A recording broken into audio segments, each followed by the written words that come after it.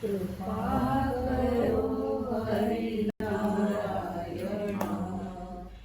दया करो हे जगवंदना, दया करो हे जगवंदना।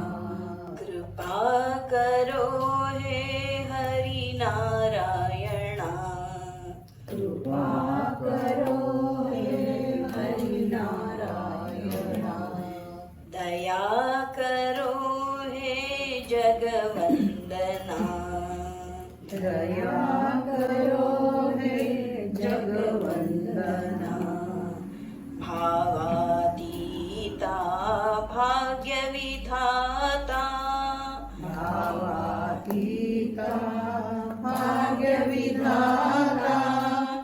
दीनानाथा अनाथ के नाथा, दीनानाथा अनाथ के नाथा। भावातीता भाग्यविधाता, भावातीता भाग्यविधाता। दीनानाथा नाथ के नाथा, दीनानाथ के नाथा। कृपा करो हे हरिनारायणा, कृपा करो हे हरिनारायणा। दया करो हे जगवंदना, दया करो हे जगवंदना। मायातीता ज्ञानप्रदाता, मायातीता ज्ञानप्रदाता। दीनानाथा नाथ के नाथा, दीनानाथ के नाथा। मायातीता ज्ञानप्रदाता, मायातीता ज्ञानप्रदाता। दीनानाथा नाथ के नाथा, दीनानाथ के नाथा। कृपा करो हरिनारायणा, कृपा करो हरिनारायणा।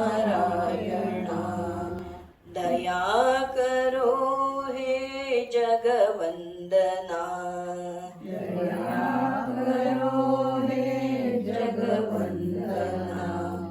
कृपा करो हे हरिनारायणा, कृपा करो हे हरिनारायणा।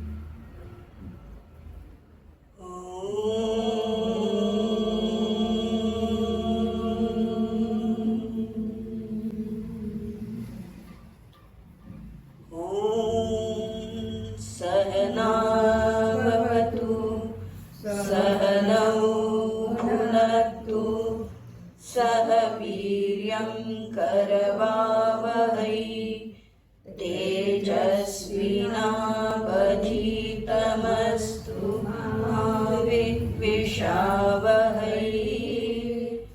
ॐ शान्ति शान्ति शान्तिः। समस्त जन कल्याणे निरतं करुणामयं नमामि चिन्मयं देवं सद्गुरुं ब्रह्मविद्वरम्।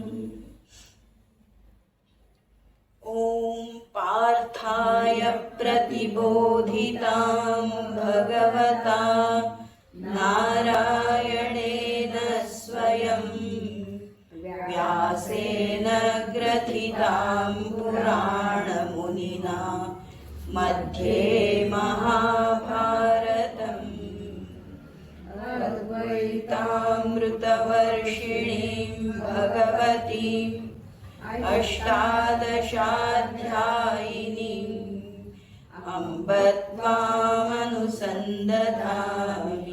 भगवद्गीते भवद्वेषिणीम् यं ब्रह्मा वरुणेन्द्ररुद्रमरुतः स्तुन्वन्ति दिव्यैस्तवैः वेदैः साङ्गपदक्रमोपनिषदैः गायन्ति यं सामगाः ध्यानावस्थिततद्गतेन मनसा पश्यन्ति यं योगिनः यस्यान्तं न विदुःसुरासुरगणाः देवाय तस्मै नमः देवाय तस्मै नमः।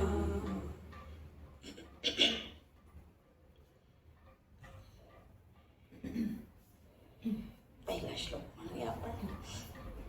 ओम श्री परमात्मने नमः। अथ अष्टादशोऽध्यायः।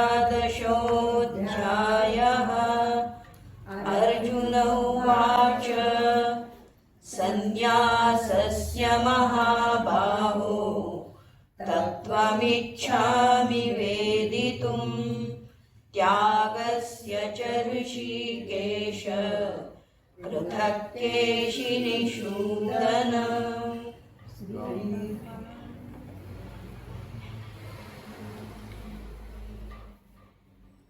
आपण काल सुरुवात केली आणि आपल्या या 3 दिवसाच्या सत्राला आपण नाव दिलंय गीतेचा उपसंहार म्हणून। आणि त्यामुळे आणखीन थोडा प्रकाश या उपसंहारावर टाकू की 18वा अध्याय अर्जुनाच्या प्रश्नांनी सुरू होतो। वेगवेगळे पैलू आहेत असे। एक तर आहे की तसा 17वा अध्याय जर बघितला तर 17व्या अध्यायाचा आणि 18व्या अध्यायाचा काही संबंधच दिसत नाही। असा जर असेल तर काय, पण खरा संबंध नाही असं काही नाही ना। जसं गंगेचं पाणी आणि यमुनेचं पाणी वेगळं वेगळं दिसतं, पण ते पाणीच आहे, शेवटी पाणी पणच आहे त्याच्यामध्ये, असं वेगळं वेगळं नाही आहे। आणि त्यामुळे ते दिसायला वेगळं आहे। आता इथे अनेक श्लोक आहेत, त्या श्लोकामध्ये पण 4 पद येतात आणि त्यामुळे मग वेगवेगळे अध्याय वाटतात, पण तरी सुद्धा सगळ्याचा त्याचा प्रतिपाद्य विषय जो आहे तो मात्र एकच आहे। आणि त्यामुळे वेगळं दिसतं आहे पण ते वेगळं नाही। अर्धनारी नटेश्वर जर बघितला आपण तर स्त्री पुरुष भिन्न आहेत, पण तिथं मात्र एकच झालेले आहे। तिथं भिन्न नाही, शरीर एकच आहे तिथे। असंच हे दिसायला वेगळं दिसतं आहे पण तिथे एकच आहे आणि ते जाणायला आपल्याला पाहिजे। एकदा काय झालं की केरळमध्ये वगैरे खूप साप असतात आणि ती मुलं सापाची कात त्यांना मिळाली, ती घेऊन आले। नवीन कोणी शहरातला माणूस गेला आणि घाबरला एकदम, त्याला वाटलं साप आहे आणि साप नाही म्हणे, ही सापाची कात आहे। मग त्याला ते आठवलं, असं कुठल्या तरी एका शास्त्रज्ञाने त्याच्या इंटरव्ह्यूमध्ये ते सांगितलं होतं की साप जो असतो त्याचं असं म्हणतात की तो चिरंजीव आहे, तो कधी मरत नाही। कारण तो जेव्हा ते साप तो काट टाकत असतो, ती सापाची काट टाकतो आणि पुन्हा तो तरुण होत असतो। पण ही जी सापाची काट टाकणं जे आहे ना ते खूप त्रासदायक असतं, त्याला खूप त्रास होत असतो, त्याचा अतिशय वेदनादायक असतं। आणि जर ते तो व्यवस्थित करू नाही शकला तर तो मरून जातो त्याच्यामध्ये। तर त्यांनी तो विचार हाच आहे इथे 18वा अध्याय जो की अर्जुन जो पहिला होता त्यांनी आता कात टाकली आहे, आपण म्हणतो ना, कात टाकणं जे आहे ते म्हणजे हे आहे। मग आपण कुठली कात टाकायची काय, आपण काही असं काही वरची कातडी वगैरे असं काही नाही, पण ही आपल्या याच्यातली कातडी म्हणजे आपल्या बुरसटलेल्या कल्पना, चुकीचे जे अर्थ आपण लावून घेतलेले आहेत किंवा वरवर जे आपण जे ज्ञान घेतो, शब्दाचा फक्त अर्थ आपण म्हणजे शब्द फक्त बघतो, पण त्याच्यातलं जे तत्व आहे, खरा अर्थ काय आहे तो आपण बघत नाही. आणि ते जोपर्यंत होत नाही, आपले पुरसटलेले विचार किंवा आपल्या ज्या चुकीच्या कल्पना आणि त्याच्याप्रमाणे आपण करत असलेलं कर्म जे आहे, परंपरेने चालत आलेलं आहे, हे सोडायचंच नाही आपण असं जर म्हटलं तर आपण जगणं कठीण होईल. काळ आता बदलतोय आहे इतका सगळा, पण तरी सुद्धा पण मग ही गीता जी आहे, इतकं सगळं तत्वज्ञान विज्ञान एवढं वाढलं आहे, संपूर्ण आपली जीवनाची जी पद्धती आहे बदलत चाललेली आहे. पण खरोखर मग कात टाकलेली आहे का आपण? तो जर विचार केला तर आपण खरं तर जर एक सामान्य जीवन बघितलं, एक प्रवृत्ती बघितली मनुष्याची, आज जगामध्ये काय चाललेलं आहे हे जर बघितलं तर आपण विनाशाकडे चाललोय नक्कीच. आणि त्यामुळेच की खरा अर्थ काय आहे, खरं शास्त्र काय आहे हेच सांगणारा हा अध्याय आहे. म्हणजे ती कात टाकणं, शास्त्राचा खरा अर्थ, खरं तत्व काय आहे हे सांगणारा हा अध्याय आहे. आणि हे संपूर्ण गीताशास्त्र आहे, पण ते संपूर्ण शास्त्र या 18व्या अध्यायामध्ये आले. हा 18वा अध्याय नाहीये तर ते पूर्ण गीताशास्त्र आहे. आणि सगळं सार त्याच्यामध्ये आलेलं आहे. कर्म, भक्ती, ज्ञान हे सगळं वेगळ्या शब्दामध्ये भगवंतांनी सांगितलं. आणि आपण काल जसं बघितलं होतं की जे ज्ञान आहे तिथं मुळी ह्याचा काही संबंधच नाही, अपरोक्ष तिथे आहे. तिथे श्रद्धा नाही, शास्त्र पण नाहीये तिथे. ते ज्ञान की मी ब्रह्म आहे हे जाणायला कुठल्या शास्त्राची आता आवश्यकता राहत नाही. आणि ती अवस्था येण्यासाठी हे शास्त्र आहे, ते आपल्याला जाणलं पाहिजे. इतकं सुंदर म्हणजे ज्ञानेश्वर माऊली म्हणतात की हा 18वा अध्याय म्हणजे हा कळस आहे म्हटले. हा गीतारूपी हे एक राजमंदिर आहे. आणि साधन नुसतं दगडाचं बांधलेलं नाही, रत्नांनी बांधलेलं आहे. एक एक श्लोक त्यातले एक एक जे शब्द आहेत भगवंताचे सगळे संवाद हा सगळा म्हणजे ते रत्नांचं हे संपूर्ण राजमंदिर आहे. आणि त्या राजमंदिराचा हा 18वा अध्याय म्हणजे कळस आहे, चिंतामणी आहे. तो कळस साधा रत्न नाही आहे, चिंतामणी तो असलेला आहे. आणि आपली परंपरा काय आहे ना, जसं पंढरपूरला वारी जाते तर इतके लाखो लोक असतात, गाभाऱ्यात कुणाला जायला मिळतंय तर कळसाचं दर्शन म्हणजे झालं. कळसाचं दर्शन झालं तरी अगदी सार्थक झालं वाटतं त्यांना. तसंच म्हणले की हा जर अध्याय, फक्त हा अध्याय केला तरी त्या गाभाऱ्यातला जो खरा आत्मज्ञान जे आहेत, आत्मज्ञान रूपी जो परमात्मा तो आपल्याला दिसू शकतो. असा हा उपसंहाराचा अध्याय आहे. पण अर्थात याचा अर्थ असा नाही आहे की फक्त 18वा अध्याय वाचायचा. खरं तर कळसाचं दर्शन आपल्याला कधी सार्थक होईल, जेव्हा आम्ही कधीतरी गाभाऱ्यातलं दर्शन घेतलं असेल तर. जेव्हा आम्ही या सगळ्या अध्यायातून गेलो असू तर हे समजायला कळू शकेल. जेव्हा एक एक एक एक त्या संकल्प, अरे हा हे 3ऱ्या अध्यायात सांगितले, हे 5व्या अध्यायात सांगितले, हे 7व्या अध्यायात सांगितले, हे कळायला लागेल. तसा हा कळसा अध्याय म्हटलंय त्याला. असा हा अध्याय आहे. वेदव्यास म्हणले मोठे कारागीर आहेत. असा कारागीर म्हणजे मोठा रत्नांचा पर्वत, आणि त्या पर्वताच्या पठारावर जी शेतजमीन ती खणली त्यांनी. आणि त्याच्यामध्ये धर्म, अर्थ, काम, मोक्ष हा सगळे दगडधोंडे, पालापाचोळा, कचरा, चुरा मिळाला हा सगळा. आणि त्याच्यानी भिंती उभ्या केल्या. आणि त्याच्यामध्ये ह्या ते खणत असताना हे रत्न, गीतारूपी रत्न, हे दगड सापडले. हे गीतारूपी शास्त्र म्हणजे फार मोठं, त्यातला सगळ्यात मोठा खजाना आहे. बाकी सगळं ते धर्म, अर्थ, काम, मोक्ष कचरा म्हणले सगळे. हा चिरा त्याच्यात बांधला आणि त्या चिऱ्यामधला त्याचा कळस, हा 18वा अध्याय आहे. आणि ते अगदी फार म्हणजे कल्पना, पण तरी सुद्धा आपण इथे जो ऐकणारा आहे तो कोण आहे? अर्जुन आहे. आणि त्या अर्जुनाच्या दृष्टीने भागवतामध्ये सुद्धा उद्धव जो आहे बस त्याला समजतं आता भगवंताचं अवतार लीला संपली आहे, विचारत राहतो, अनेक प्रश्न विचारत राहिलाय. तसंच इथे सुद्धा अर्जुन जो आहे, अर्जुनाला आता समजलं आता संपला विषय सगळा केलेला आहे. 15व्या अध्यायातच गुह्यतम शास्त्र सांगितलं आणि मग ते सगळा असा रचलेला हा किल्ला किंवा कळस तो मंदिराचा आणि तो 16वा 17वा अध्याय म्हणजे ते थोडंसं काहीतरी गळसरी वगैरे काही अलंकार घातले ते आहे तेवढंच फक्त. म्हणजे आता झाला विषय सगळा संपूर्ण अलंकृत झालं, आता काही होणार नाही. म्हणून मुद्दाम म्हणले त्याला बोलत राहावं. त्याच्यामुळे अनन्य भक्ती आहे ती. म्हणजे भगवंतानी सतत बोलत राहावं म्हणून विचारलेलं आहे अर्जुनानी हे सगळं. आणि आपल्या माहिती अर्जुन म्हणजे कोण आहे? पार्थो वत्स, सुधीर भोगता. तो वत्स आहे. त्या वासराशिवाय गाईला पाना फुटत नाही. आणि असं म्हणलं ते गाय जी असते ते वासराचं पोट भरलं किंवा छोटं बाळ सुद्धा पोट भरलं तरी सुद्धा आपली आई आपल्याजवळ सतत असावी हे त्याला वाटत असतं.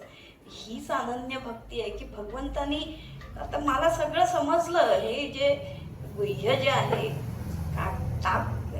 टाकली आहे अर्जुनानी, त्याचा सगळा जो मोह आहे गेलेला आहे.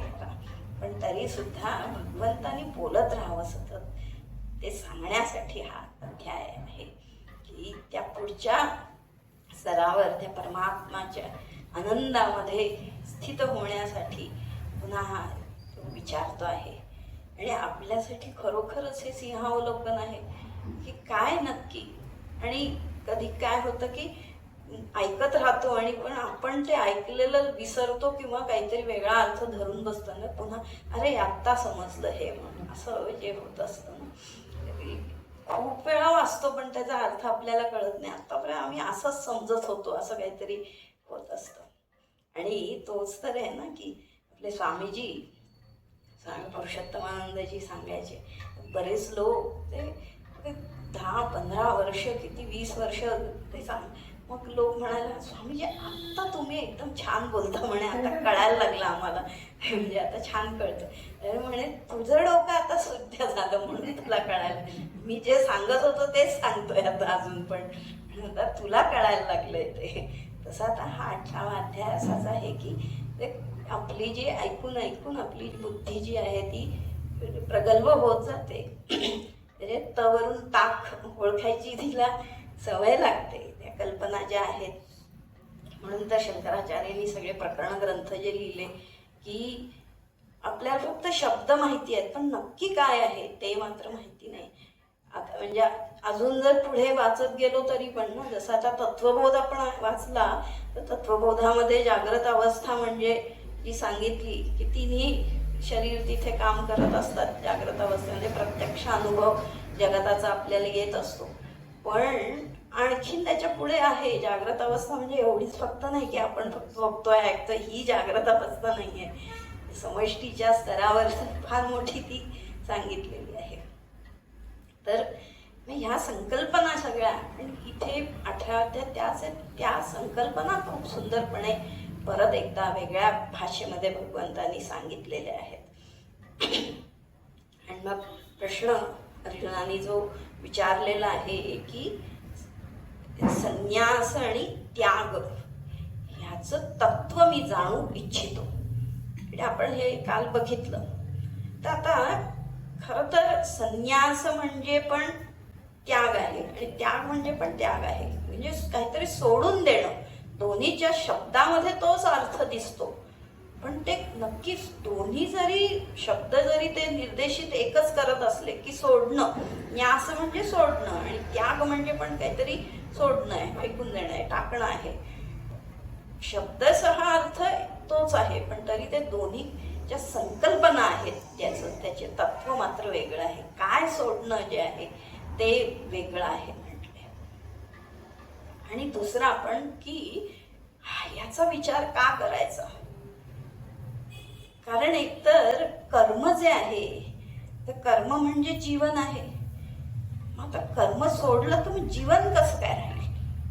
आणि दुसरं असं की जोपर्यंत कर्म आपण करतो आहोत तो म्हणजे अहम तर आहे माझा, त्याच्या अहमशिवाय कर्म कसं होऊ शकेल? असे अनेक प्रश्न येऊ शकतात. आणि मग म्हणून तर इथे की कर्म तर करायचं आहे, कारण जीवन त्याच्याशिवाय नाही आहे. पण कर्म तर केलं पाहिजे, कर्म जर झालं पाहिजे, पण त्या कर्माच्या फळाने आपण बांधलो गेलो नाही पाहिजे. कर्माचं फळ आणि कर्मफल हा जो कृतिमहो दधौ, आपल्या कर्माचा महासागर जो बनत असतो, भवसागर आपण जो म्हणतो, तर भवसागरामध्ये आपण डुबक्या मारतो. त्या गटांगळ्या खाव्या लागतात, नाकातोंडात पाणी गुदमरून जातो आम्ही. मग कर्म तर करायचंय, जगत आहे, जन्म मिळाला आहे तर कर्म तर आहे. पण मग कर्म आहे पण तरी त्या कर्मामध्ये बंधन राहता कामा नाही. ते फल जे मिळालंय त्याचं मला दोष किंवा ते आपल्याला ओझं वाटता कामा नाही, असं काही करता येईल का, म्हणून हे म्हणायचं. आणि जेव्हा संन्यास आणि त्याग, गुरुदेव त्याला म्हणतात की त्याग जो आहे ते काय आहे, साधन आहे, आणि संन्यास जे आहे ते साध्य आहे. मीन्स अँड गोल असा एवढा फरक आहे त्याच्यामध्ये. म्हणून भगवान काय सांगतात ते आपण परत एकदा अजून कालचं जसं झालंय पुन्हा एकदा. श्री भगवानुवाच काम्यानां कर्मणां न्यासं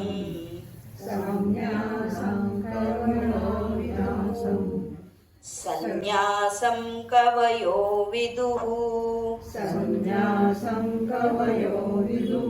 सर्वकर्मफलत्यागं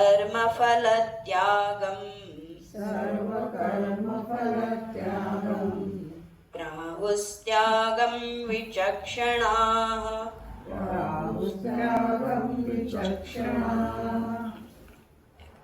तर काल सुरुवात केलेली आहे. तर भगवान ते आहेत ते हे तत्व सांगताना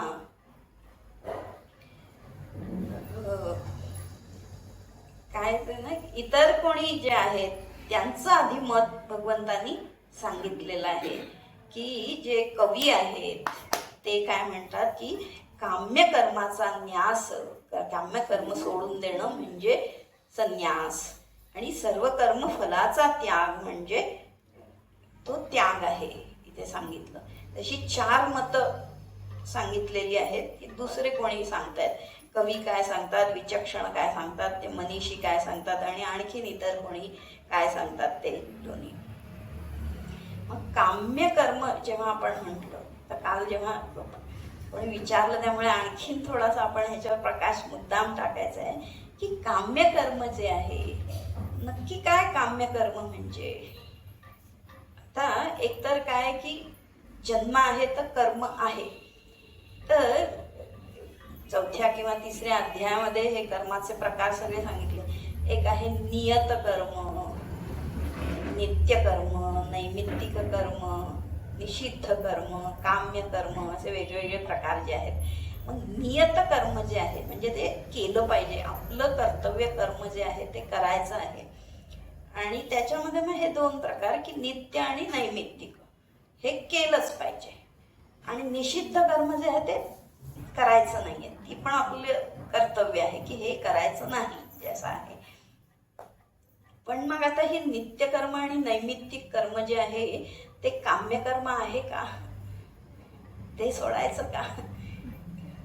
खरं तर तेच तर आहे ना. खूप हे संन्यास जेव्हा म्हटलं तेव्हा हे नित्य कर्म आणि नैमित्तिक कर्म आहे ना ते पण सोडायचं आहे.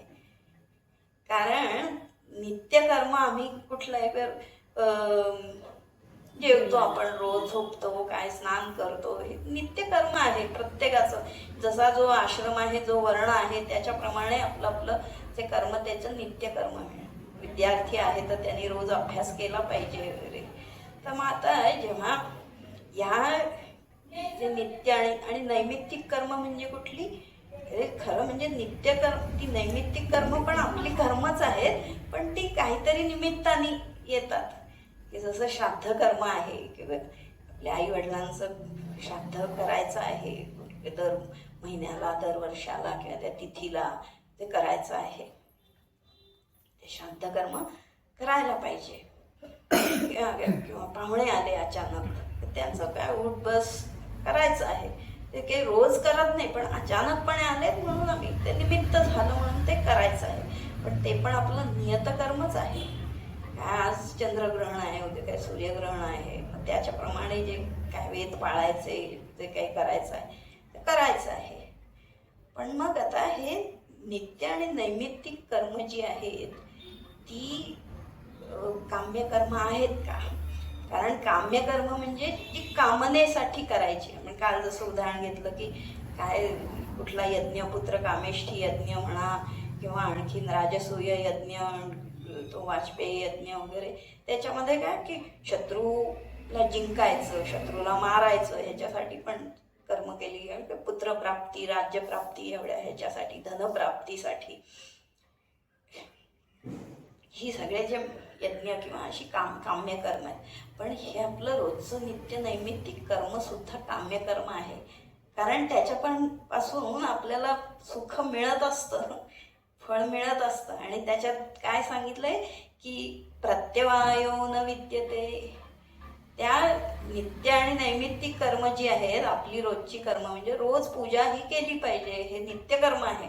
स्नान झालं की देवाची पूजा करणं हे नित्यकर्म सांगितलेलं आहे. हे सगळ्या वर्णासाठी आहे, फक्त ब्राह्मणासाठी नाही. सगळ्यांनी देवाची पूजा, प्रत्येकाच्या घरात आपलं काय कुलदैवत ते असलं पाहिजे, त्याचं पूजा करायची. पण त्याचं फळ नाही सांगितलेलं, त्याचं फळ मिळत नाही. नित्यकर्म आपण रोज देवाची पूजा करतो म्हणून काही मिळतं असं काही नाही, पण त्याचा प्रत्यवाया लागतो. जर ते केलं नाही तर त्याचं पाप लागत असतं.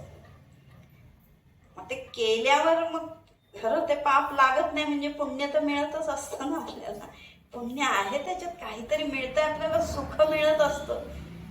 आणि म्हणून ती काम्य कर्म म्हणजे की ते नित्य आणि नैमित्तिक कर्म पण करायची नाही, इतकंच तो संन्यास. त्या दृष्टीने आणखीन जरा बारकाईने आपण तो खरा संन्यास आहे.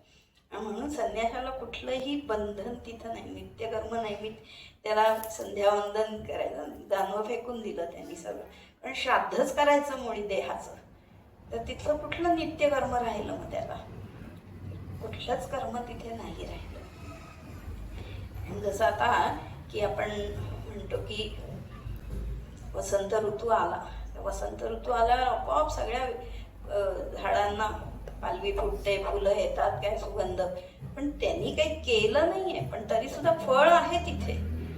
इतकं ते बघायचं की त्याचं फळ आहे, ते करायचंच नाही कर्म, असं जे आहे त्याला संन्यास म्हणतात. म्हणजे त्याला कुठलंच कर्म उरत नाही, कारण ते कर्म जे आहे ते बांधणारं आहे. आणि मग आता सर्व कर्म फलत्याग जे आहे, तो त्याग काय आहे? तर इथे जो त्याग सांगितलाय तो कर्माचा त्याग नाही सांगितलेला आहे, तर फळाचा त्याग सांगितलेला आहे.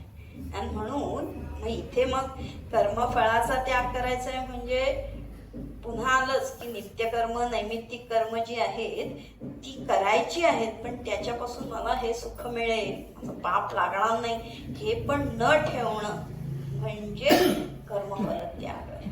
तेवढा त्याग, हा त्याग जो जेव्हा आपण करतो की एक पायरी आम्ही पुढे जात असतो. कर्मफल त्याग जो की कर्म केल्याने फळ मिळत असतं, नकळत त्या फळाची अपेक्षा राहतेच तिथे ना. आता कर्मफल त्याग जे आहे, नियत कर्म जी आहेत, जसं की आपण म्हणतो ना की हा देह मिळाला आहे, हा काय कर्माचं फळ आहे आपल्या. मग तर आता ते देह आहे, जीवन आहे आपलं, तर आपण मान्यच केलं पाहिजे की जन्म आहे तर मृत्यू आहे, आणि जन्म आणि मृत्यूच्या मध्ये जीवन आहे. ते काही केल्या ते काही संपणार नाही आहे, की जी काय लिहून आलेलं आहे, आपण घेऊन आलेलो आहोत, ते काही बदलणार नाही काही केलं तरी, ते आहेच आहे, जीवन आहे. पण मग ते अशा प्रकारे जगायचं की पुन्हा आणखीन झालं नाही पाहिजे, आगामी कर्म आलं नाही पाहिजे. कारण फळ जे आहे ना, एक इन्व्हेस्टमेंट काय, 1000 रुपये मिळाले, मग ते बँकेत टाकले, मग त्याचं इंटरेस्ट मिळालं, मग आणखीन ते मग वाढतच जाणार आहे ते. तसं कर्म जे आहे की प्रारब्ध जे आहे ते भोगावंच लागणार आहे आपल्याला. प्रारब्ध असं भोगायचंय की त्याचं फळ पुन्हा आगामी संचित नाही झालं पाहिजे. अशा प्रकारे कर्मफल त्याग करायचा आहे. कर्म तर करावंच लागणार आहे, कारण इथे हा कोणासाठी आहे संन्यास आणि त्याग? जो कर्म अधिकारी आहे तो, आणि जो अनधिकारी आहे तो पण. कर्माचा अनधिकारी पण आहे ना एखादा, की अजून त्याला येत नाही, लहान बाळ आहे, त्याला काही PhDचं पुस्तक वाचता येणार नाहीये, तो अनधिकारी आहे, अज्ञ माणूस आहे, जड आहे प्रवृत्तीचा, तामसिक आहे, त्याला काही फार मोठे अधिकार नसतात. तसं तो कर्म अधिकार, पण मग त्याचं जे कर्म आहे त्यांनी ते करायला पाहिजे. मग कसं? फळाचा त्याग करून, फळाची अपेक्षा न ठेवता कुठल्या प्रकारचं कर्म. आता नित्यकर्म कोणतं आलं त्याच्यामध्ये? की गृहस्थ आहेत, तर काय आपली मुलं बाळ आहेत, काय मुलांचे आई वडील आहेत, हे तर असणारच आहे. पण त्यांच्या प्रती जी कर्म आपण करतो ती काही सोडून चालणार आहेत का? सोडलं तर काय होणार आहे? परत कर्म नाही सोडता येणार आहे तिथे. जे आपल्या हातात पडलेलं आहे, जे पदरात पडलेलं आहे, ते नाही सर्व कर्म त्याग करायचं आहे म्हणून सोडलं तर काय होणार आहे? ते सोडल्यावर एकदा ते कर्म सुरू झाले, ते सोडलं तर आपल्याला पाप लागणार आहे. ते तर करावंच लागणार आहे. मुलाबाळांचं शिक्षण, संगोपन, जे कर्तव्य आहे ते केलंच पाहिजे. पण ते अशा प्रकारे करायचं की त्याच्यापासून फळाची अपेक्षा नाही ठेवायची आहे. आणि खरं तर आई जी त्या बाळाला सांभाळते तिचं काहीच, तिचं फळाची अपेक्षा काही नसतेच तिथं, पण तरी सुद्धा सूक्ष्मपणे तिला त्या मातृत्वाचं सुख मिळत असतं. ते फळ जे आहे ते मिळत, ते पण नाही लक्ष ठेवायचं. तेव्हा मग आपल्याला हिचे काय होतं, या भगवंत सांगतील तेव्हा आपण त्याचा काय नक्की होतं, ह्या त्यागाचा अर्थ काय आहे ते कळेल. त्याप्रमाणे हा कर्मफल त्याग म्हणजे कर्म नाही त्याग करायचं आहे. नित्यकर्म, नैमित्तिक कर्म ही करायची आहेत. आणि काम्य कर्म म्हणण्यापेक्षा त्याला म्हणाल विकासात्मक कर्म. जसं आता ही कर्म जी आहेत ती तर केली काय, ती काही त्यांनी काही होत नाही, फार पुण्य नाही मिळत. आपलं जे कर्तव्य, आपलं घर आहे तर साफसफाई केलीच पाहिजे, रोजच्या रोज स्वयंपाक केलाच पाहिजे, काही मुलाबाळांना सांभाळलं पाहिजे, त्यांनी काही वेगळं होत नाही. पण काहीतरी जो विकासात्मक कर्म, समाजाचं काही कर्म वगैरे असं कर्म जे पण ते पण फलाची अपेक्षा न करता केलं पाहिजे, असा तो त्याग. तर ह्या काम्य कर्माविषयी उदाहरण ज्ञानेश्वर माऊली फार हे करतात ना, की जंगल असतं किंवा डोंगरावर वगैरे झाडं वेली आपोआप वाढतात, त्याला काही करावं लागत नाही. गवत ते शेजारी बाहेर आपोआप वाढत असतं. पण धान्य पिकवण्यासाठी फळं फुलं जे आपल्याला पाहिजे त्याच्यामध्ये काय आहे? प्रयत्न आहे. मशागत करावी लागते, ती बी पेरावी लागते, त्याला खत पाणी घालावं लागतं, सांभाळावं लागतं, तेव्हा ते मिळत असतं. तिथे प्रयत्न आहे. नदी आपली आपण वाहते, पण विहीर मात्र आपल्या प्रयत्नाने बनवावी लागते. असं काही तयार नाही होत ती विहीर, खणावी लागते, किती काय करावं लागतं. मग हाच फरक आहे तो, की जीवन मिळालेलं आहे त्याचे सहज कर्म जी आहेत, भूक लागते खातो आपण, हे सगळं आहे. पण जी आपण कर्म करत असो तिथे जिथे प्रयत्न आहे, तो प्रयत्न असा केला पाहिजे की तिथे फळ चांगलं आलं पाहिजे. पण ते फळ जे आहे ते काय करायचंय? त्याचा त्याग करायचा आहे. सर्व कर्मफल त्याग असा हे कोण म्हणतात? कवी, जे सर्वज्ञ आहेत, विचक्षण आहेत, विचक्षण वेगळ्या दृष्टीने पाहणारे जे आहेत, बरोबर आहे, त्यांनी पाहिलं की कर्माशिवाय राहू शकत नाही. पण मग कर्माचं फळ जर मी घेतलं नाही तर मग आपण अडकू शकत नाही. सा तो तो खाटीक असतो, तो खाटीक रोज भरपूर काय 10-12 तरी कापत असेल, पण त्याला काही लागत नाही. पण त्यांनी ते घेतलं नाही, कारण मी नाही केलं, हे माझं नाही आहे. दुसरं कोणी जोपर्यंत सांगत नाही, ऑर्डर येत नाही, हा ते काप म्हटलं मग तो कापत असतो. माझ्या तो स्वतःकडे घेत नाही ते कर्तृत्व. मी केलं नाही आहे हे सगळा असा तो. आणि हेच तर आहे की ममत्व आणि फळाची अपेक्षा आहे. मग कर्मफल त्याग म्हणजे त्या कर्माशी संग आणि फलाशी संग, तो न ठेवता कर्म करणं आहे. फल पण मिळेल त्याचं, पण ते अमुकच मिळालं पाहिजे, हेच मिळालं पाहिजे, इतकंच मिळालं पाहिजे, ही अपेक्षा ठेवणं जे आहे तो म्हणजे फलाची अपेक्षा आहे ती. फल आणि कुठलंही कर्म फळ तर मिळणारच आहे. काहीही जसं आता राख पडलेली आहे, पण तिथं विस्तव आहे, पण आपल्याला नाही राख येते. पाय ठेवला तर मला माहिती नाही म्हणून काही मला पाय भाजणार नाही असं नाही आहे. तिथे अग्नी, पाय भाजणारच आहे. म्हणजे तुम्ही कामना ठेवून जरी न ठेवता जरी कर्म केलं तरी त्याचं फळ हे मिळणारच आहे. मी काही कामना ठेवून नाही केलं, पण ते काम्य कर्मच होतं आणि त्याचं फळ मिळणार आहे. म्हणून ते कर्मफल त्याग जो आहे तो इतका आहे की त्या फलाची अपेक्षा नाही. समर्पित बुद्धी जी आहे, भगवंतानी दिलेलं आहे ते सगळं त्याचं आहे हे करणं, असा जो त्याग आहे तो असे विचक्षण सांगतात. आणि आता पुढचे आणखीन काय म्हटले, त्याज्यम दोषवदित्येके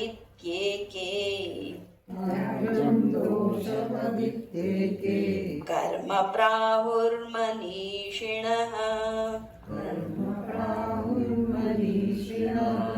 यज्ञदान तपः कर्म न त्याज्यमिति चापरे.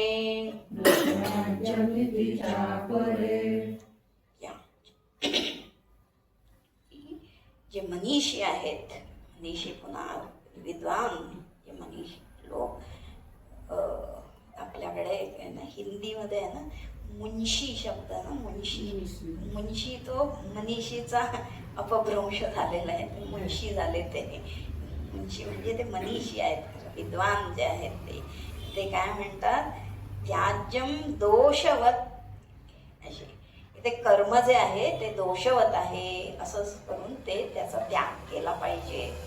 त्याचा आत्ता आपण बराचसा पाहिला की कसा दोष आहे त्याच्यामध्ये, की जरी ते नियत कर्म नित्य नैमित्तिक दिसलं तरी ते कर्म जे आहे ते काम्य कर्म आहे असा दोष बघून.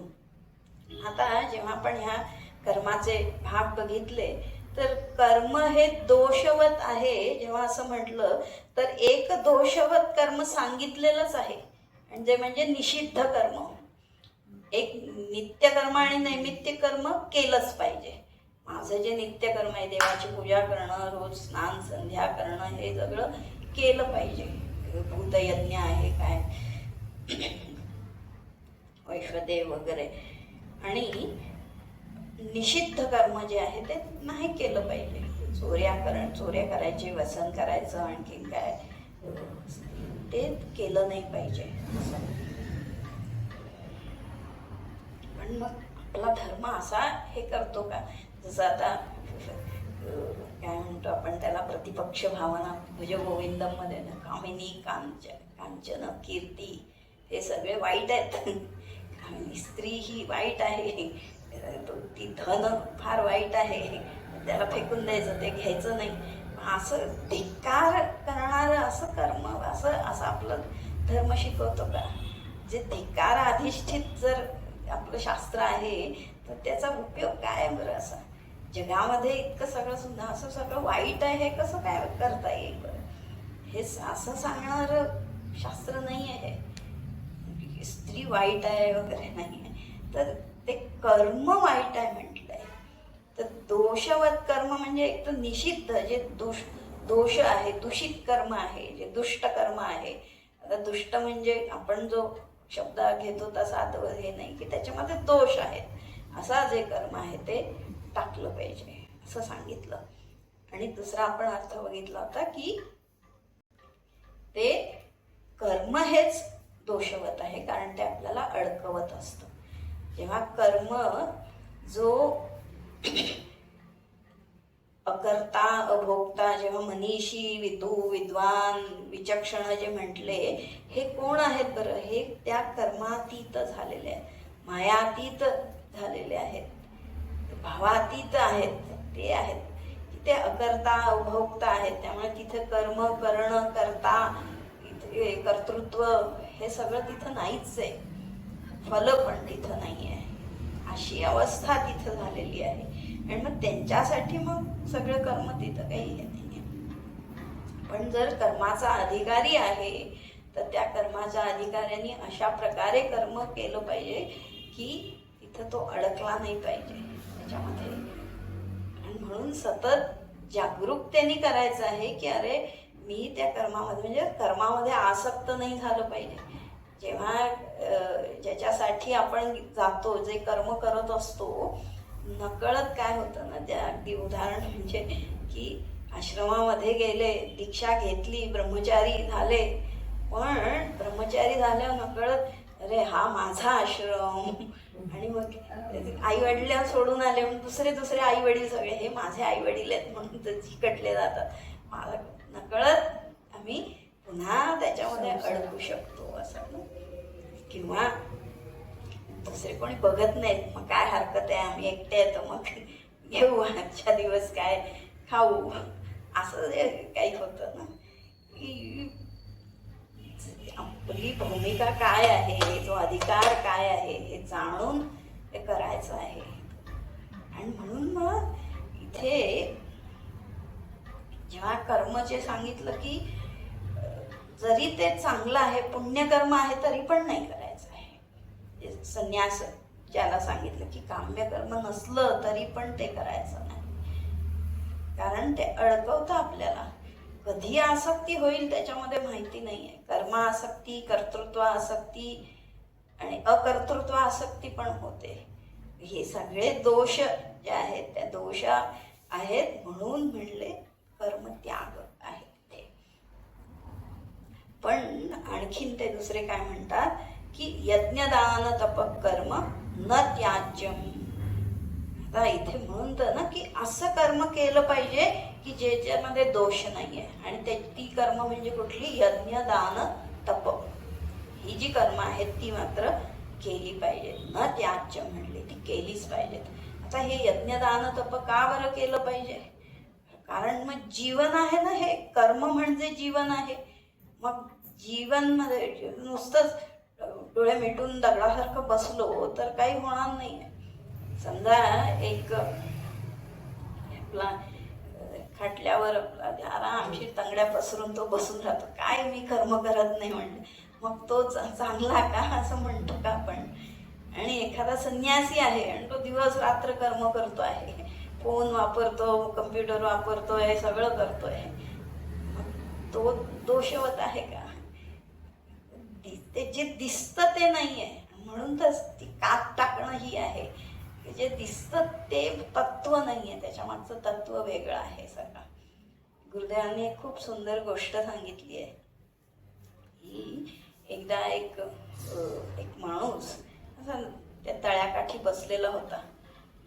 घडलेली गोष्ट आहे, म्हणजे त्याचं नाव नाही मला आठवत कोण आहे. तर तळ्याकाठी बसलेला होता आणि झाडाचं छोटंसं पान किंवा त्या बिया वगैरे पडतं पाण्यामध्ये, म्हणजे वलय तयार होतात, आणि त्याच्याकडे एकटक असा तो बघत बसला होता.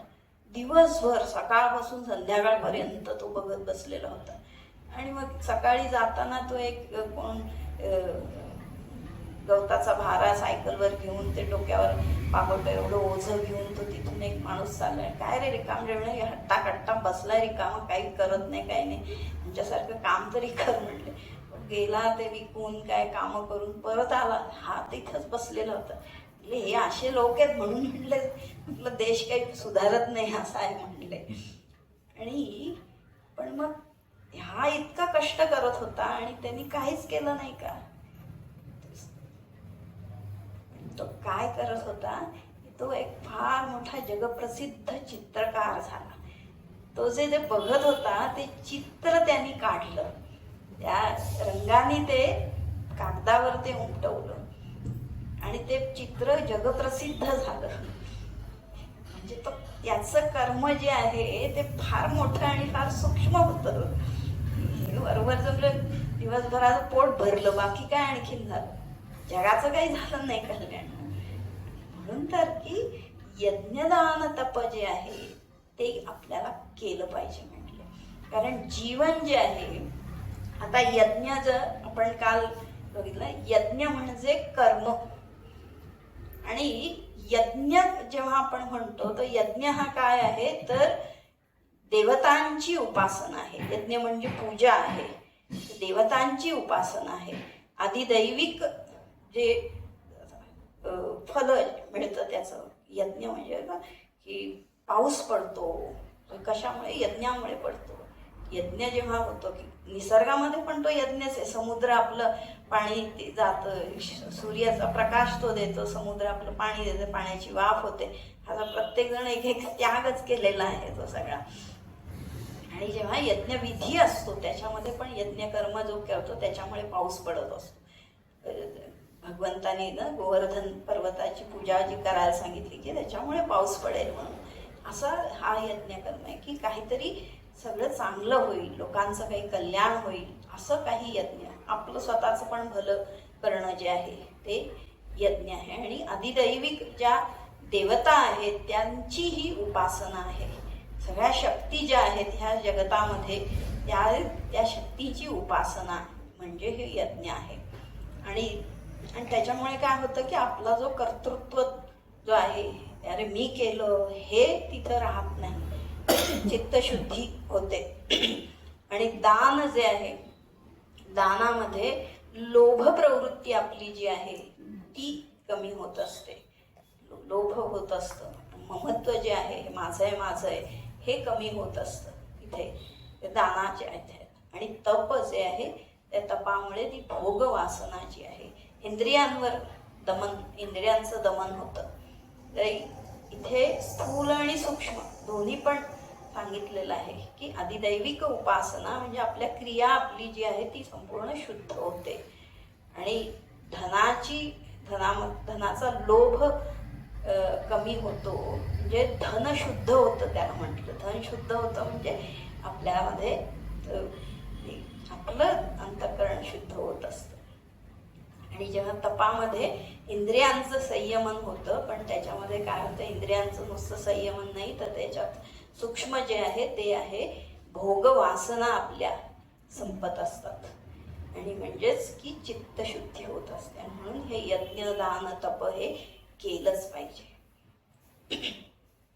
पण आता जेव्हा यज्ञ आपण करत असतो, कुठलंही कर्म आपण करत असतो, आजकाल आम्ही खूप वेळा अनुभव झाला तो की जसे आता जे अखंडानंदजी ते अगदी शास्त्रोक्त शब्द त्यांना वापरला म्हणजे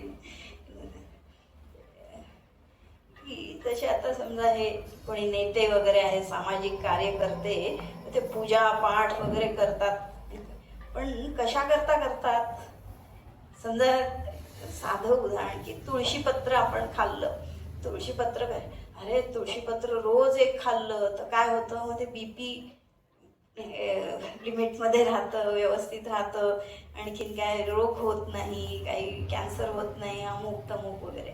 म्हणजे पण खरा त्याचा अर्थ काय आहे, तुळशीपत्र हे सूक्ष्म आहे. म्हणजे तुळशी सात्विक जसं की तुळशीपत्र आपण जे खातो ते त्या परमात्म्याचा प्रसाद आहे. त्याच्या पायावर जे वाहिलेलं आहे ते पत्र आम्ही खाल्लं ते आपलं चित्त शुद्ध होणार आहे, माझं आणि त्याचं अनुसंधान होणार आहे. त्याच्यासाठी हे कर्म आहे.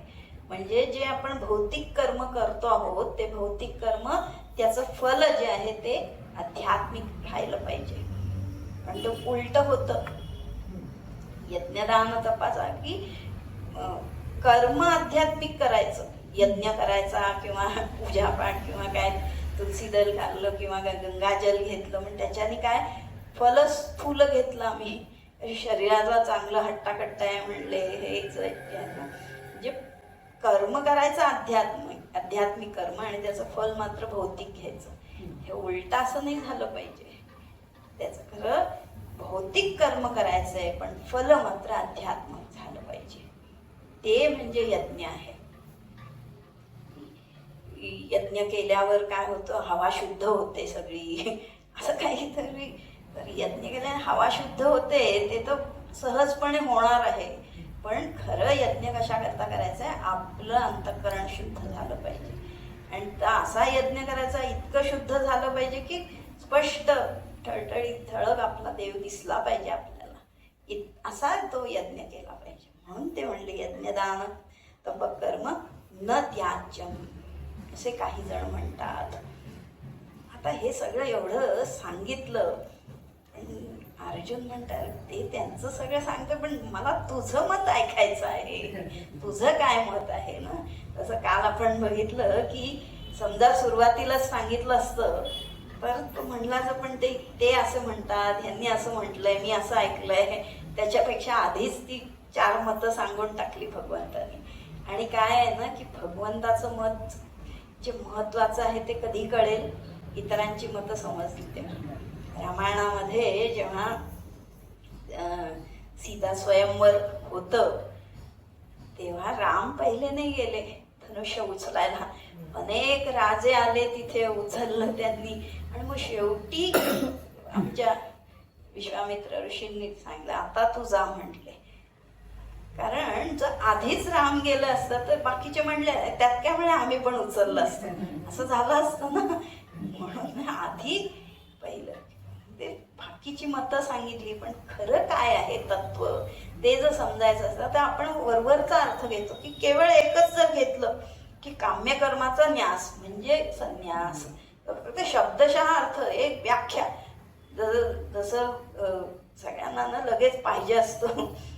गुरुदेव एकदा ट्रेनमध्ये चढत होते आणि कोणीतरी विचारलं हे म्हणजे वैराग्य म्हणजे काय किंवा अध्यात्म म्हणजे काय.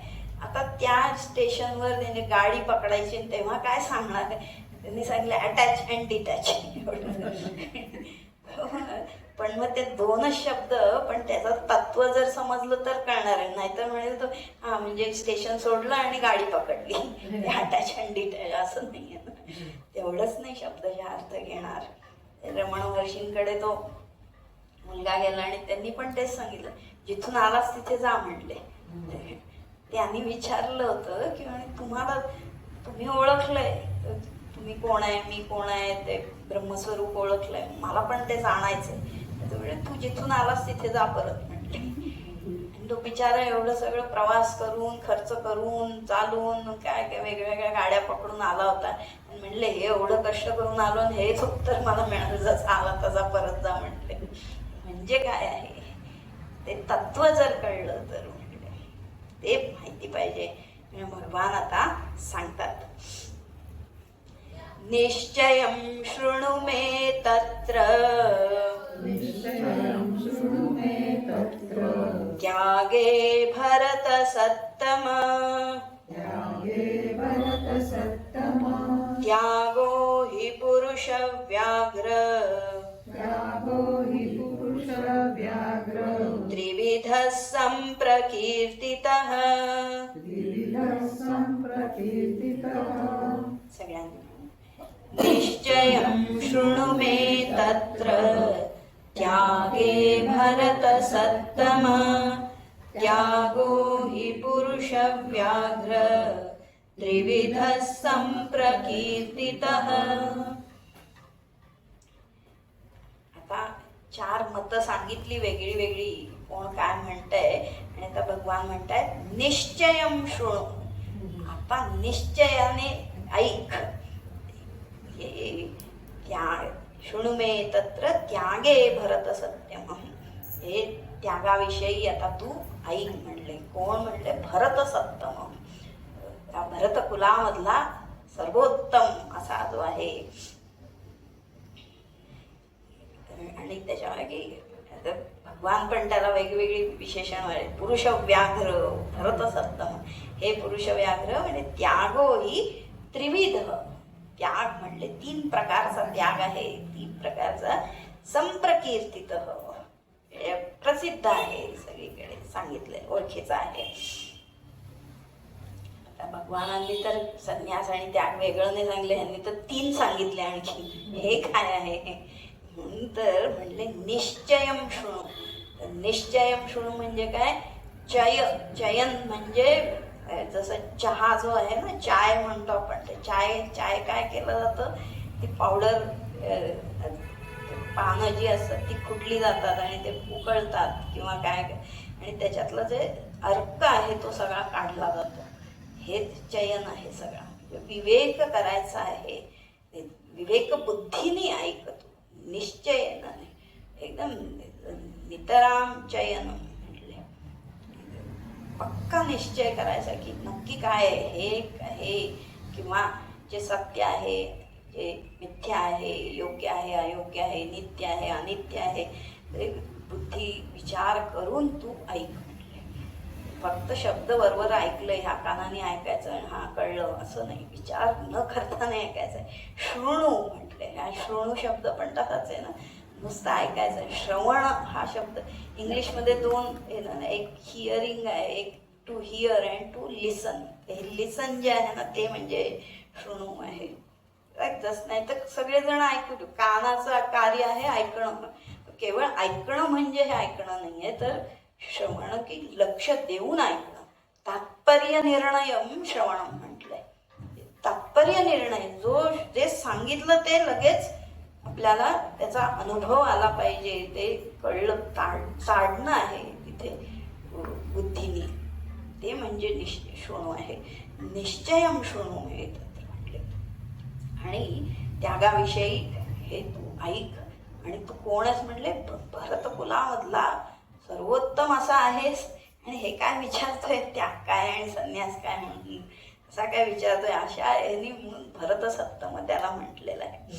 भरत कुलामध्ये जो उत्तम आहे, आधीपासूनच भगवान अर्जुनाला खरं म्हणतात. आणि म्हणून तर ना सुरुवातीलाच भगवंतानी त्याला म्हटलं, तू माझा सखा आहेस, प्रिय आहेस, म्हणून मी हे तुला सगळं गुह्य सगळं सांगतो आहे. आणि नुसता सखा आणि प्रिय पण माझ्या बरोबरीच आहे, मग कोणीही असा नाहीये तो. भरत सत्तम आहे. अरे भगवंताचा सखा व्हायला त्याच्यासारखे गुण त्याच्याकरता पाहिजेत ना. 36 गुण जुळले की लग्न जुळतं, तसे मग भगवंताशी जर जुळायचं असेल तर त्याचे गुण असले पाहिजेत. तसा हा भरत सत्तम आहे अर्जुन, सगळ्या गुणांनी युक्त असा आहे, तेजस्वी आहे तो. मग भगवान काय सांगतात की त्याग हे जे आहे ते 3 प्रकारचे आहेत. हे पुरुष व्याघ्र. पुरुष व्याघ्र म्हणजे सगळ्या पुरुषांमध्ये, नरामध्ये वाघासारखा शूर असलेला असा. वाघासारखा म्हणजे काही वाघ आहे असं नाही आहे, तर शूर असलेला.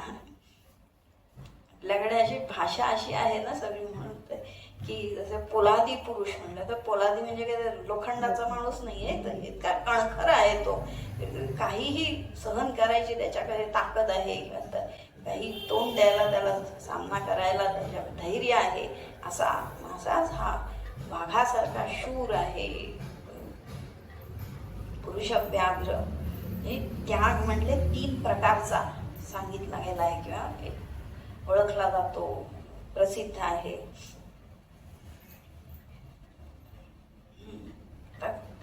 आपल्या सगळ्यांना तर खूप प्रकारचे त्याग माहिती असतात, रोज आपण खूप काही त्याग करत असतो.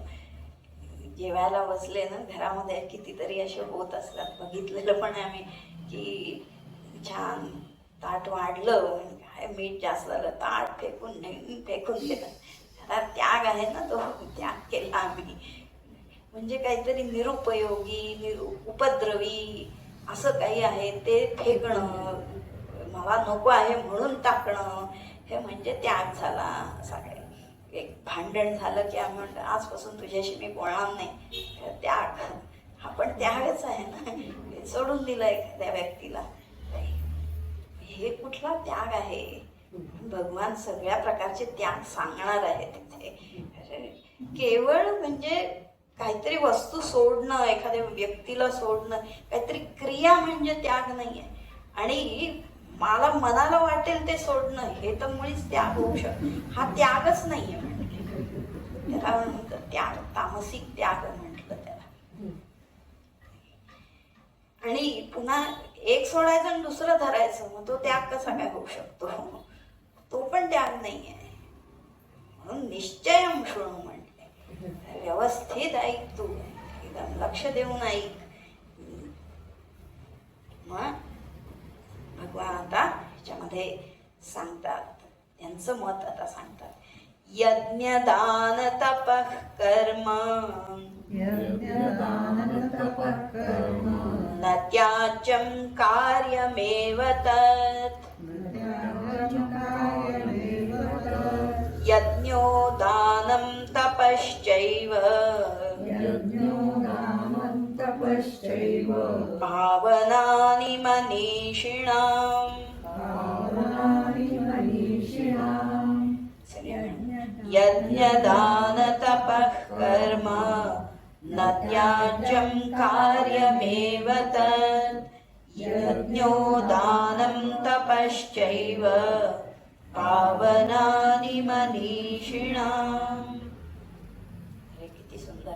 आता पहिलं कोणीतरी सांगितलेलं आहे हे ना, यज्ञदान तपकर्म न त्याज्यम इतिच्या परे. काही जण असं सांगतात की यज्ञदान तपकर्म हे त्याचा त्याग नाही केला पाहिजे. तसं भगवंताचं पण हेच मत आहे. म्हणले यज्ञदान तपकर्म न त्याज्यम. यज्ञ दान तप ही कर्म ती त्याज्य नाहीये, ती टाकून नाही दिली पाहिजेत. पण आणखीन त्यांचं मत थोडं वेगळं आहे आणि थोडं ॲडिशनल जे म्हणले कार्यमेव तत्.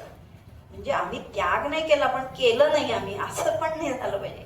कार्यमेव, कर्तव्यमेव, केलंच पाहिजे. एव शब्द काही फक्त मीटर जुळवण्यासाठी नाही, केलंच पाहिजे. यज्ञदान तप कर्म त्याग त्याचा नाही, केलाच पाहिजे म्हटले. कशा करता केलं पाहिजे ते सांगितलं.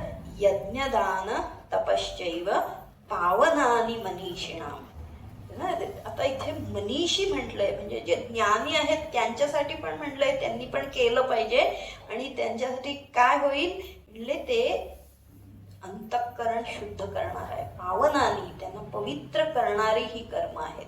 यज्ञदान तपाने काय होतं, पवित्रता येते, अंतःकरण शुद्धी होते. आणि म्हणून ती केलीच पाहिजेत म्हणले.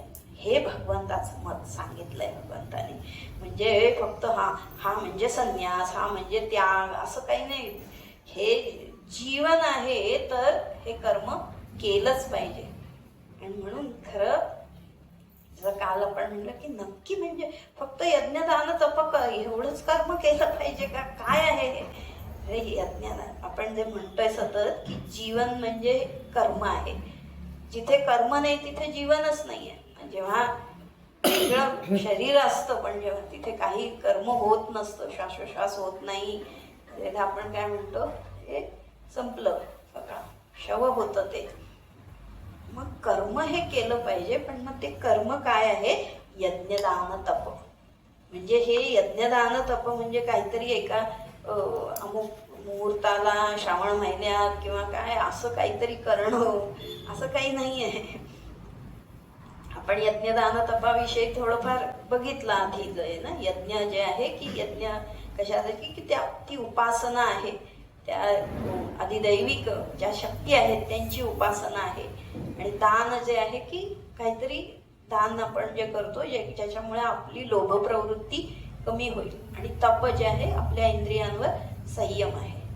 पण इथे जेव्हा भगवंताला हे यज्ञदान तप कर्म जे म्हणायचं आहे, हे म्हणजे it is a scheme of our life. आपल्या जीवनाची हे नियोजन आहे हे, की जीवन कसं जगलं पाहिजे, आपलं जीवन कसं झालं पाहिजे. हे यज्ञकर्म, दानकर्म आणि तपकर्म हे तीन म्हणजे आपलं जीवन आहे. अशा प्रकारे हे जीवन झालं पाहिजे. आता त्याच्यामध्ये तप काय आहे, तर काल जसं सांगितलं की तप म्हणजे आपलं जे साध्य करायचं आहे ध्येय, त्याच्यासाठी जो प्रयत्न केला जातो ते म्हणजे तप आहे. आता जसं की समजा एखादा काय क्रिकेटर आहे किंवा कोणी खेळाडू आहे, तर त्या खेळाडूला बाकीचं तर लागतंच, बाहेरची साधनं लागतात, त्याला प्रॅक्टिस करावी लागते, कुठलं ॲडमिशन घ्यावं लागतं, कोच लागतो, सिलेक्शन असतं वगैरे. पण जरी कुठलाही खेळाडू असू दे, कुठल्याही ह्याच्यातला असू दे, काय फुटबॉल असू दे, अजून क्रिकेट असू दे, सगळ्यामध्ये एक त्याला काय आवश्यक आहे, फिजिकली फिट पाहिजे. त्याचं वजन त्याला म्हणजे स्वतःमध्ये जे शक्ती आहे किंवा जे कौशल्य आहे त्याच्यामध्ये ती ताकद आहे ते हवं आहे त्याला. आणि त्याच्यावर तो खेळाडू कधी म्हटला जातो त्याच्यामध्ये उत्साह असेल तेव्हा. भरपूर भरपूर गलेलठ्ठ आहे तो, एकदम ताकद आहे म्हणजे त्याला खेळायचा उत्साह नाही तर काय फायदा. म्हणजे त्याच्यामध्ये त्याची पर्सनॅलिटी तशी हवी आहे, त्याचं व्यक्तिमत्व तसं हवं आहे, आणि ते करण्यासाठी जे केलं जातं ते तप आहे. रोजच्या रोज काय उठक बैठक करायची आहे, तेवढं रनिंग करायचं आहे, या संपूर्ण शरीराला तापवायचं. आणि शरीर म्हणजे फक्त हे बाहेरचं शरीर नाही ना, मन आणि बुद्धी, आपली इंद्रिय, या सगळ्यांवर तपा. आणि म्हणून तप म्हणजे काय म्हटलंय की मनश्च इंद्रियाणाम ऐक्यम. जे इंद्रिय आणि मनावर संयम आणि त्या इंद्रिय आणि मनामध्ये दोन्हीचं ऐक्य करणं म्हणजे तप आहे. आपली इंद्रिय जी आहेत बस ती त्यांच्या विषयामध्ये धावतायत आणि मन एकीकडे बुद्धी एकीकडे असं जर झालं तर तो रथ काही बरोबर राहणार नाही आहे. म्हणून तप जे आहे की संपूर्ण आपलं जे व्यक्तिमत्व आहे त्याचं ऐक्य झालं पाहिजे. मनाच्या भावना, बुद्धीतले विचार ह्याचं पण समन्वय झाला पाहिजे. नाही तर भावना वेगळ्या आहे बुद्धी वेगळी आहे असं झालं नाही पाहिजे. बरेचदा ते विद्यार्थ्यांचं हे होतं ना की हा मी डॉक्टर झालो आहे पण मला कधीच डॉक्टर व्हायचं नव्हतं असं काहीतरी. माझं तर मी खरा चित्रकार आहे किंवा मला आर्टची माझी आहे, पण पैसा कमवायचा म्हणून इकडे किंवा फोर्स झाला म्हणून इकडे, असे बरेच हे असतं. तर हे दोन्हीचा समन्वय जो आहे, कर्मेंद्रिय आणि ज्ञानेंद्रिय, मन आणि बुद्धी, ह्याचा समन्वय करणं आणि त्याच्यासाठी जी साधना आहे ते म्हणजे तप आहे. त्याच्यासाठी आपल्याला योग्य मार्गदर्शन लागेल, काही शिकावं लागेल ना, नुसतंच होणार नाही आहे.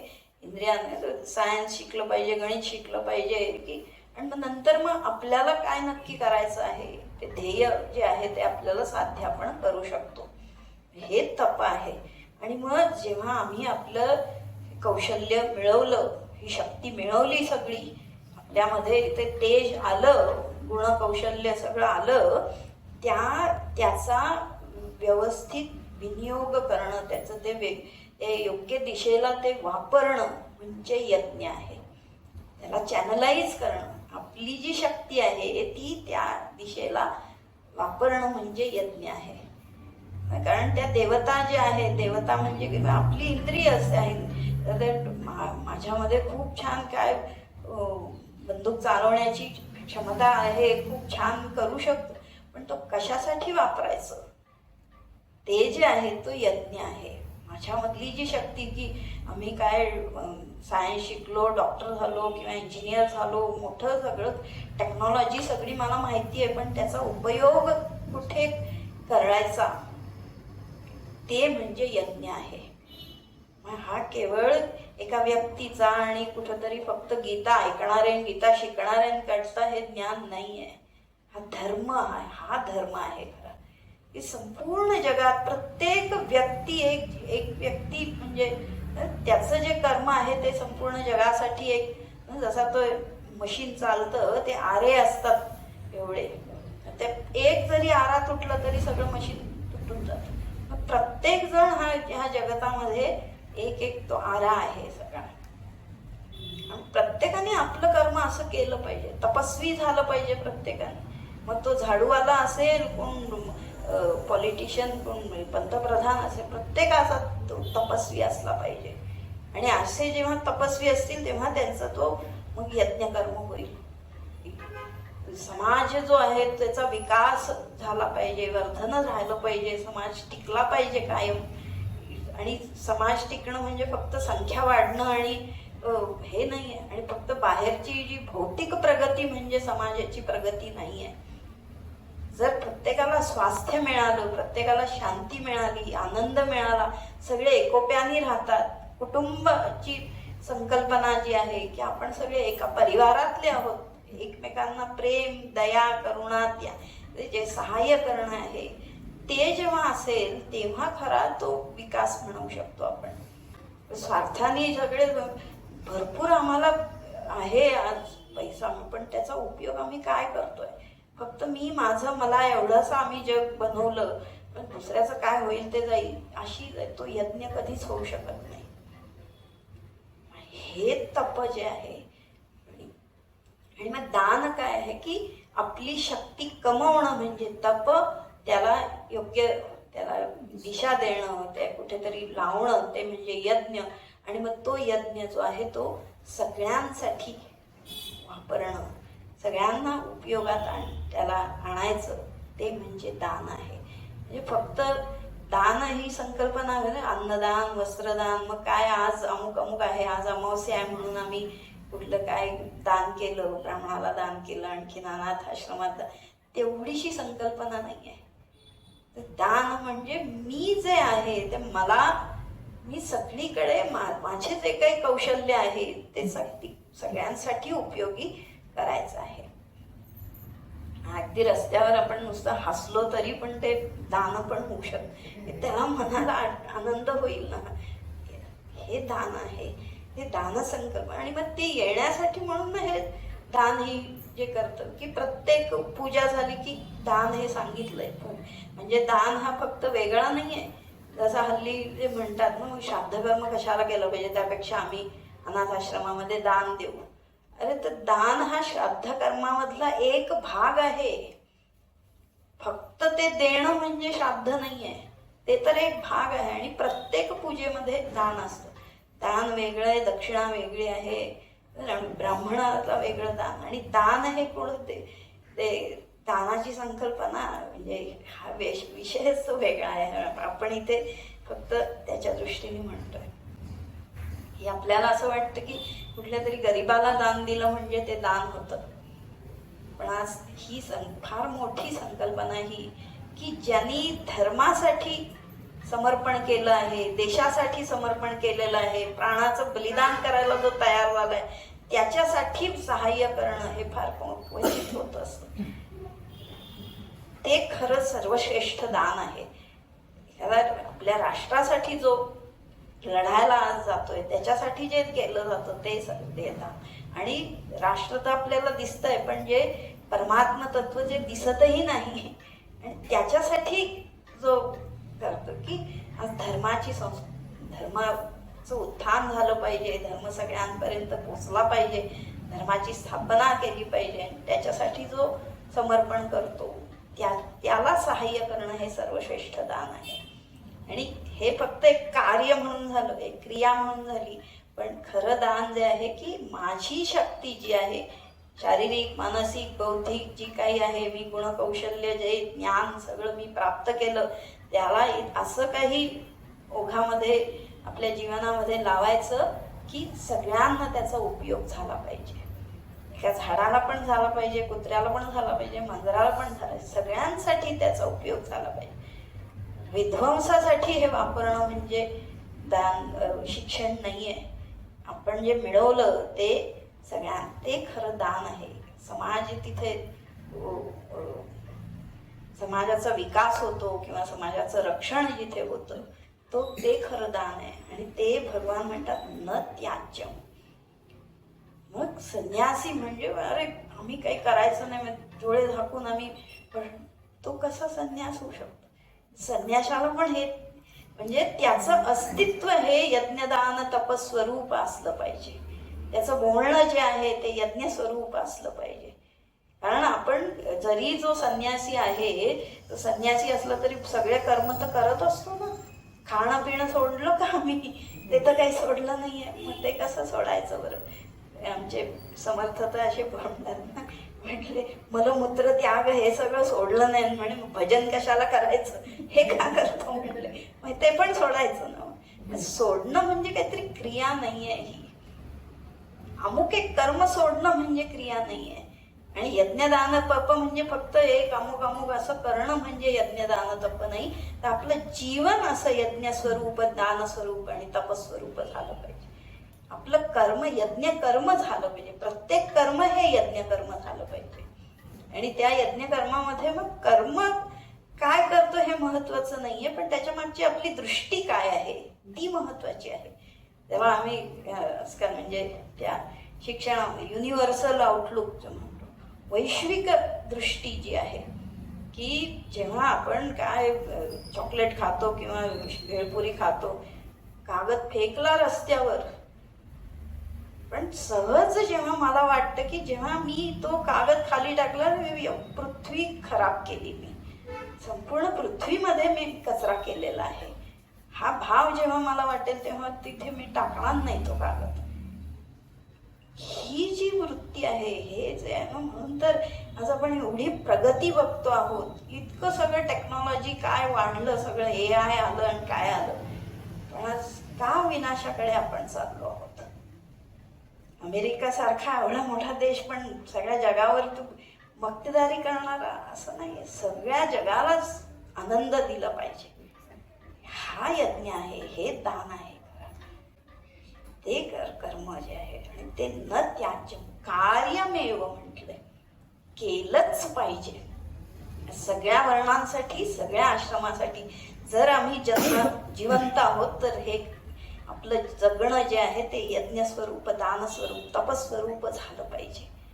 हे कर्म कार्यमेव म्हटलंय, केलंच पाहिजे अशी ही हे आहे. आणि समजा आम्ही काय नक्की म्हणजे कशा प्रकारे हे झालं पाहिजे. जसं मगाशी म्हटलं की आम्ही काय करतो, आध्यात्मिक कर्म करतो आणि फल मात्र भौतिक अपेक्षा करतो किंवा ते जाणतोय, ते नाही आहे खरं. इथे कर्म कसं झालं पाहिजे, यज्ञदान तपश्चैव पावनानि मनीषिण. आपलं अंतःकरण शुद्ध झालं पाहिजे. जेव्हा अंतःकरण शुद्ध आहे तेव्हा माझी वाणी शुद्ध होईल, माझं कर्म शुद्ध होईल. आणि जेव्हा आपलं कर्म शुद्ध आहे मग तेव्हा बाकी सगळं जगत शुद्ध होईल. कुठल्या प्रकारचं पोल्युशन होणार नाही, कुठल्या प्रकारचे रोग होणार नाही आहेत. फक्त जेव्हा आम्ही बाहेरची वस्तू शुद्ध करतो तेव्हा ते श्रम होतात. जेव्हा अंतःकरण शुद्ध करतो तेव्हा तो धर्म होतो. आणि हा धर्म आहे, यज्ञदान तप हे धर्म आहे. आणि धर्म यांनी चित्ताची शुद्धी होत असते. धर्मनिरपेक्षता काय, हा यज्ञदान तप सोडलं तर अस्तित्वच नाहीये आमचं, काही कोणाचंच अस्तित्व नाहीये. व्यक्ती असू दे, समाज असू दे, राष्ट्र किंवा काय सगळं विश्व असू दे, प्रत्येक ठिकाणी ही शुद्धी जी आहे, अंतःकरणाची शुद्धी सहजपणे ना, जसं आणि अंतःकरण शुद्ध, त्या अंतःकरणाची शुद्धी होते म्हणजे काय होतं की हा 18वा अध्याय ते सांगणार आहे ना, की आपण आपला चेहरा बघू शकतो का, पण तो आरसा आपल्याला दाखवतो लगेच ना, तसा हा आरसा आहे. ही चित्तशुद्धी जी झाली, यज्ञकर्म असं करायचं आहे, आपलं कर्म असं करायचं आहे की ज्याच्यामुळे अंतःकरण शुद्ध होणार आहे. म्हणून तर मग ते पहिले चुकीचे नाही आहेत. काम्य कर्माचा त्याग जो केला तो काय आहे, जर आम्ही काम्य कर्म, त्या कामना सगळ्यात मोठी अशुद्धी आहे ना, ते अशुद्धी ठेवूनच आम्ही कर्म करत राहिलो, अजून अशुद्धीच वाढत राहणार आहे. बाहेर सगळं दिसतं आम्हाला की ते मोठा बंगला झालाय, काय प्रसिद्धी झाली, आणखीन काय खूप सारे लोक आहेत, काय इंडस्ट्री आहे, पण अंतःकरण बघतो आम्ही. म्हणजे पुराणातली उदाहरणं सगळी माहिती आहे. रावण आहे, कंस आहे, एवढं मोठं बलाढ्य राज्य, सगळ्या देवांना गुलाम बनवून ठेवलं होतं, पण साधी झोप नव्हती येत त्याला. आणि ते एवढं सगळं होऊन ते सीतेला आणायची काय गरज होती? कुठली काय वासना किती शोधली. पण तेच जे आमचे हे जे करणं जे आहे काम्य कर्म नाही. रामायणामध्ये श्रीराम, लक्ष्मण आणि सीता वनामध्ये आलेले होते आणि वेगवेगळ्या आश्रमामध्ये भरद्वाज ऋषींना भेटले. पुढे शरभंग शरभंग ऋषींना ते भेटले. हे शरभंग ऋषी कोण होते बरं? इतकं तप त्यांनी केलं होतं. शरभंग ऋषींनी एवढं तप केलं होतं की त्यांना ब्रह्मपद प्राप्त झालेलं होतं. आणि म्हणजे स्वतः इंद्र घेऊन आला. अरे तुम्हाला म्हणजे एवढं मोठं पद चला म्हणले. अरे ते पाठवलं त्या इंद्राला पण नको म्हणले त्यांना. कारण कळलं होतं की राम आलेले आहेत आणि ते वनात येणार आहेत. मला नको ते सगळं. म्हणजे स्वतःचीच तपश्चर्या केलेलं फळ होतं पण त्यांनी नाही घेतलं ते. मला राम भेटणार आहे तिथे. असे ऋषी आहेत, असं तप आहे, असं हे त्याग आहे. असा कर्म म्हणजे कर्माचं फळ तर मिळणारच आहे मला. कुठलंही कर्म आम्ही करू, जाणता अजाणता कसंही केलं तरी त्या कर्माचं फळ हे मिळणारच आहे. पण ते कसं केलं पाहिजे? भावना आणि मनीषिणा इतकं अंतःकरण शुद्ध की मला काहीच नको. म्हणजे हनुमानजी इतकं मोठं कार्य केलं पण स्वतः कधी सांगितलं नाही मी केलं म्हणून. मग जेव्हा हे यज्ञ दान तप केलं जातं ते समजा प्रसिद्धीसाठी केलं, कुठंतरी एवढं 2 पैसे दिले, मोठी बातमी, अरे यांनी एवढं दान केलं, एवढे मोठे यज्ञ याग केले, अमुक केलं तमुक केलं. कशा करता? त्यांनी शुद्धी नाही होणार आहे. अंतःकरणाची शुद्धी हे सगळ्यात मोठं आपलं. कारण हा जन्म जो मिळालेला आहे ते आपल्या वासनांमुळे. त्या वासना सगळ्या काढायच्या आहेत. हेच आपल्या कर्माचं हेतू आहे सगळा. प्रत्येक जे आपलं जीवन जे झालं पाहिजे हे यज्ञस्वरूप, दानस्वरूप, कर्मस्वरूप, तपस्वरूप झालं पाहिजे. तप म्हणजे आपण जे कमावतो, म्हणजे शिकतो, काय कौशल्य, गाणं शिकलं, संगीत शिकलो, सगळा अनुभव जो घेतला आणि मग त्याचं व्यवस्थित त्याला वापर करायचा आणि मग ते सगळ्यांसाठी वापरणं, हे जे केलं पाहिजे. आणि त्याच्यामुळे जेव्हा आपण दुसऱ्यांना ते देत असतो आपोआप सगळा लोभ, काम, क्रोध काही राहणार नाही आहे. तप केलं की शुद्धी होत असते. पण ते तप नुसतं करून रावणाने, कंसाने, कुंभकर्णाने पण तप केली, शक्ती मिळवल्या, पण शुद्धी नव्हती झाली. यज्ञ कर्म जे की अरे ज्यांनी तपाने आशीर्वाद दिले त्यांनाच मारायला हे निघाले, हे कुठलं तप आहे, हे कुठलं कर्म आहे? म्हणून हे अशा प्रकारचं हे तप करायचं आहे, असं कर्म हे करायचं आहे की त्याच्यामुळे अंतःकरण शुद्धी झाली पाहिजे. आणि जर म्हणजे अंतःकरण शुद्ध आहे तर तिथे ते ज्ञान आहेच आहे, तो परमात्मा तिथं आहेच आहे, तो आनंद तिथं आहेच आहे. तो काही आपल्याला तयार नाही करावं, आणावं लागत नाही, ते आहेच तिथे. जर आपलं चेहरा जो आहे तो बघायला काही दिसणारच आहे, तो आपला चेहरा असा हा असे भगवान सांगतायत. आणि आता पुढे काय सांगतायत ते उद्या. ओम सर्वे भवन्तु सुखिनः, सर्वे सन्तु निरामयाः, सर्वे भद्राणि पश्यन्तु, मा कश्चित् दुःखभाग् भवेत्. ओम शांति शांति शांति. हरि ओम. श्री गुरुभ्यो नमः. हरि ओम.